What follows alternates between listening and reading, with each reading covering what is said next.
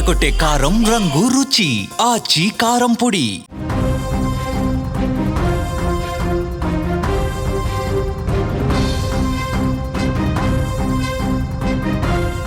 భారతదేశ రక్షణ వ్యవస్థలో అత్యంత కీలకమైన చర్చ సిలిగురి కారిడార్. దీన్నే చికెన్ నెక్ అని కూడా పిలుస్తాం. ఇప్పటి వరకు మనకు కేవలం పశ్చిమాన పాకిస్తాన్, ఉత్తరాన చైనా నుంచే ముప్పు ఉండేది.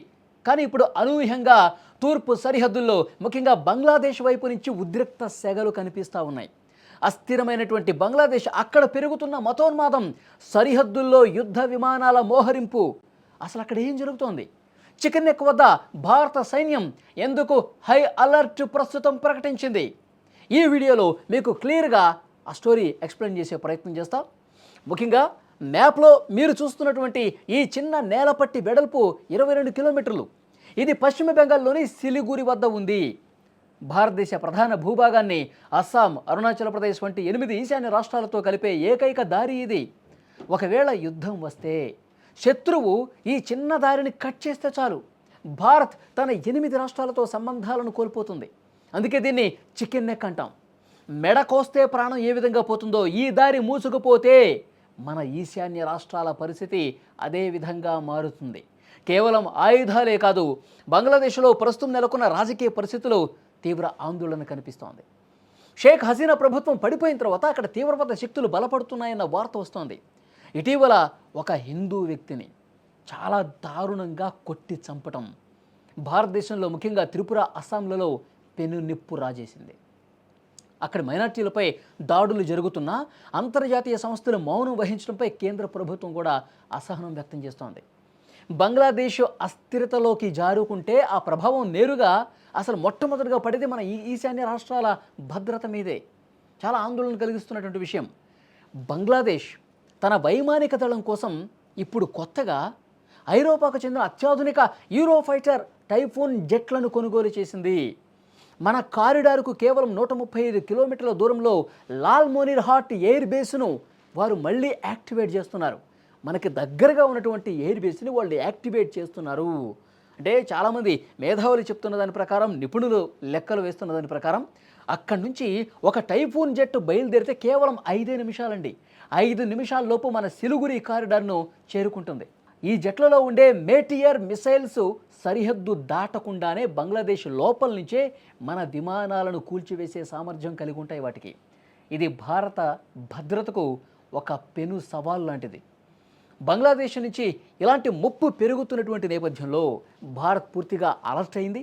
ప్రధాని మోదీ స్వయంగా ఈ పరిస్థితిని గమనిస్తున్నారు. ఎందుకంటే వాళ్ళు అక్కడ ఏవైతే యుద్ధ విమానాలు కొనుగోలు చేయటం కావచ్చు, మనకి చాలా దగ్గరగా ఎయిర్ బేస్ని యాక్టివేట్ చేయటం కావచ్చు, అక్కడ జరుగుతున్నటువంటి అస్థిరత కావచ్చు, అక్కడ హిందువుల మీద జరుగుతున్న దాడులు కావచ్చు, ఇవన్నీ యుద్ధానికి కనిపిస్తూ ఉన్నాయా?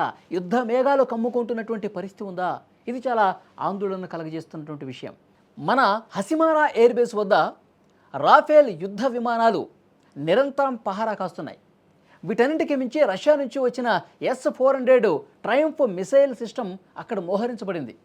బంగ్లాదేశ్ గడ్డపై నుంచి శత్రు విమానం గాల్లోకి లేచిన క్షణమే మన రాడార్లు దానిని లాక్ చేసేస్తాయి. 400 కిలోమీటర్ల దూరం నుంచే శత్రువును మట్టి కరిపించే శక్తి మన దగ్గర ఉంది. ఒక్క మాట అయితే నిజం, యుద్ధానికి నియమాలు ఉండవు. భారత్ ఎప్పుడు కూడా శాంతిని కోరుకుంటుంది. గతంలో జరిగినటువంటి యుద్ధాలు కావచ్చు, ఉద్రిక్త పరిస్థితులు ఏవి చూసుకున్నా భారత్ ఎప్పుడూ శాంతి జపమే చేస్తుంది. అందరూ బాగుండాలని చెప్పే కోరుకుంటుంది. కానీ మన జోలికి వస్తే అంతే గట్టిగా మనం ప్రతిఘటిస్తాం. ఇప్పుడు మన చికెన్ నెక్పై కన్ను పడితే మాత్రం సైన్యం అస్సలు ఊరుకోదు. తూర్పు సరిహద్దు ఇప్పుడు ఒక హాఫ్ ఫ్రంట్ యుద్ధక్షేత్రంగా మారిపోయింది.